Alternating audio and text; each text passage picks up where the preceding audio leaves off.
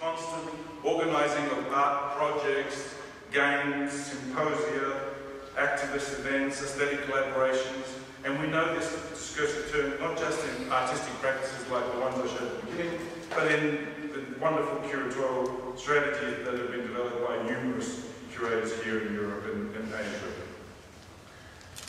And this, of course, discursive term can be seen as the platform for the production of what I've been calling this new global cultural sphere, or the global public sphere. What could that public sphere be? Will it look anything like this Stoa of 3rd century BC? Will it have any of the physical features that the Stoas have when they've been recreated in contemporary time, or the Stoas that we see here in Bern, where we're full of cafes and things like that? I'm going to suggest that in fact the Stoa today has no fixed territorial location. It's not an entity that can be defended, a space that can be mapped down. The Stoa today takes on a more complex form. It takes on the form of the symbolic protest and imaginary relation. Now, a collective called the Retort Collective noticed that in the protests against the war on terror, they saw the emergence of what they call the digital multitude. And they described this emergence of a new kind of collective through the act of congregation and protestation. But what they also noticed is that as people witnessed the cascading effect of one person's action, and the cascading effect was not just witnessed in physical terms in their neighbourhood, but also in virtual terms, as images were passed on to them from one place to another. They saw the beginnings of an image, of an act of refusal becoming a global reality. Now this, in a sense, they argue, gives us a premonition of a politics to come, a different kind of notion of how organisation, connection, and consciousness is formed, a different kind of tactics of resistance, a different kind of techniques of identification. Now this, of course, produces very, very complex, very ephemeral, very fluid notion of place and space, identification, collaboration, cooperation, and belonging.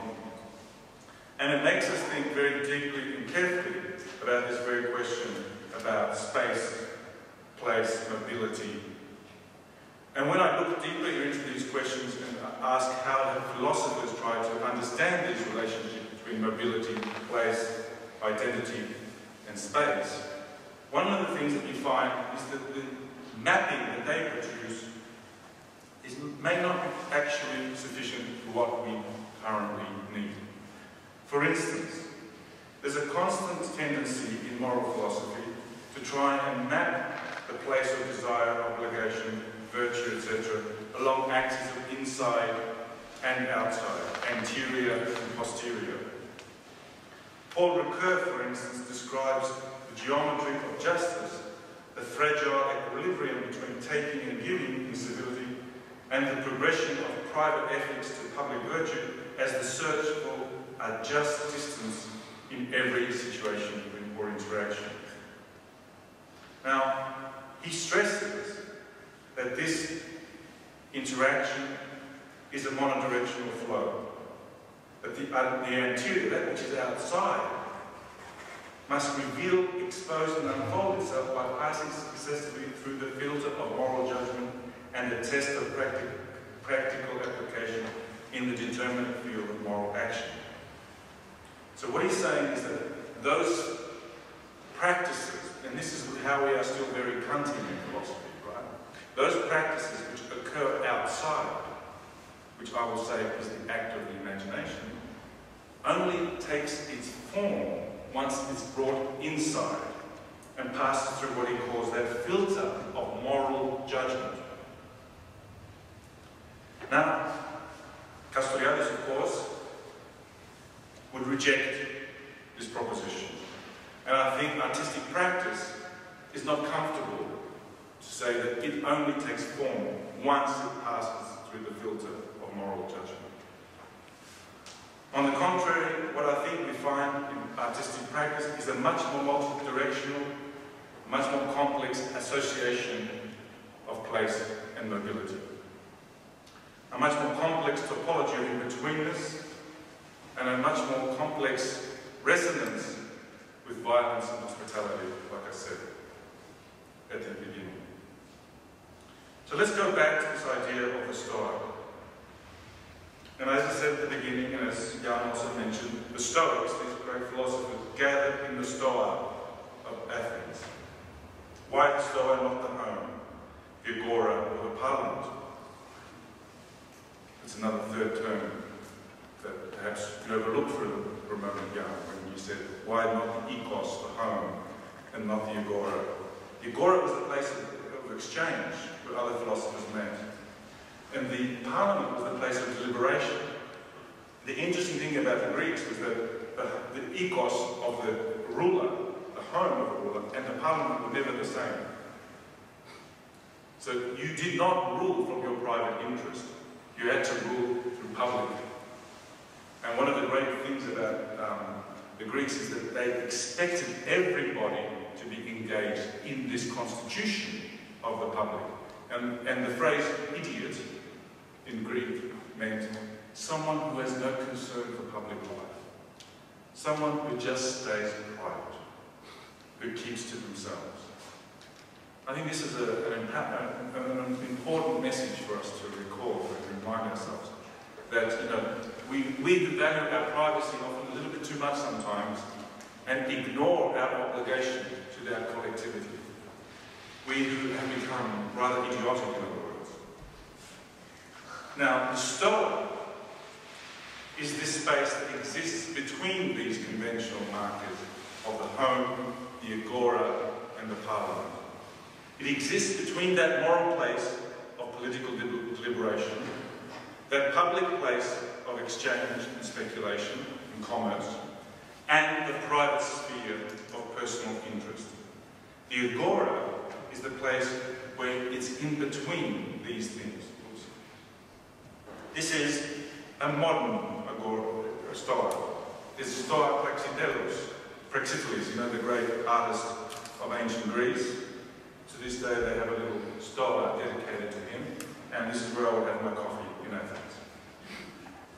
And in fact, Jan, when I sent him the slide, says, let's meet there, but next year perhaps. We have another workshop in these kinds of stories. These places, I would suggest, are places where the interruptions of everyday life and the speculations of an alternative life can come into a new kind of pivotal coexistence. And it's from these kinds of interactions that another kind of cosmopolitan imaginary is possible. It is part of a realm representation of crisscrossing the conditions of the existent, present, and the possible future. And I agree with Dan Graham when he declared that all artists are alike. They dream of doing something that's more social, more collaborative, and more real than art. Graham's claim to a utopian impulse as opposed to a utopian ideal demonstrates that, like the principles of cosmopolitanism, art proceeds from the position that aesthetic feelings are, to some extent, shareable with others. It commences this journey without the prior assumption that art is underwritten by universal agreement, from the effort of translating its own singularity into the form of universality. This willingness to engage in dialogue does not, as the Kantians would argue, rely on a moral imperative that subordinates the capacity to imagine the possibility for cooperation and mutual understanding to the principal position that one should act in this manner regardless of the evidence of actual sharing. I prefer a more Rancierian view as expressed the other night by Francis, a Rancierian view that would say, if men didn't have the faculty, an equal faculty, they would soon become strangers to each other. They would scatter at random throughout the globe and societies would be dissolved. The exercise of that power of radical imagination, is at once the sweetest of our pleasures and at the most demanding of our needs.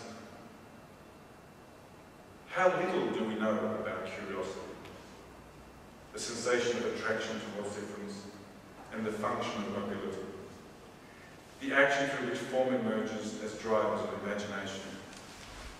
Without an imaginative reach towards the other, there would be no basis for grasping the democratic notion of equality, all the qualities of cultural difference with others, and it is through our imaginative exploration with the other that we also determine ethical paths of conduct. When this happens, the practice of art is no longer confined to the production of an object of esteemed value, and cosmopolitanism is not just a utopian impulse, but is more like an unbounded medium that brings forth the understanding of moral connectedness in the experience of pleasure and wonder. Looking back at the proclamations made by, say, Liam Gillick at the beginning of this lecture, we can now see that his critique of the conventional aesthetic and the political models reflect a radical transformation in the topology of art. It now takes place within the totality of global culture. But in doing so, it also reverses and splits the claim of global homogenization and standardization. It emerges from the territory of a specific community, but it pricks the narcissistic feelings of completeness and security. It forces the viewer participant to reflect on the way that they are placed in the world and imagine another world that can exist through their journey in everyday life. The place of art is thus both a reconfiguration of the materiality and the modes that make the here and now, and the imagination of forms whose anticipated reality cannot be compared to the illusory ideals of utopia. These spatial oscillations and perspectival switching amount to more than jumping from either the global to the local, the private equals to the public, the Boulevard, the parliament, or even to the singular and the universal. But it is a kind of hanging out that I most warmly endorse to happen in the style of this world. Thank you.